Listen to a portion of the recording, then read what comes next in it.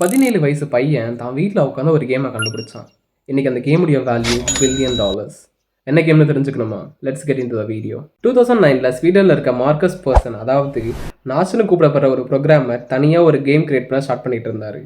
அவருக்கு பெரிய investors R பெரிய கம்பெனி எந்த சப்போர்ட்டுமே இல்லை. ஆனால் தனியாக வீட்டில் உட்காந்து கோடிங் பண்ணிட்டு இருந்தார். ஃபைனலி அவர் கிரியேட் பண்ண கேமை லான்ச் பண்ண கொஞ்ச நாள்லயே வேர்ல்டு ஃபுல்லாக வைரல் ஆச்சு. அந்த கேமோட பேர் மைன்கிராஃப்ட்.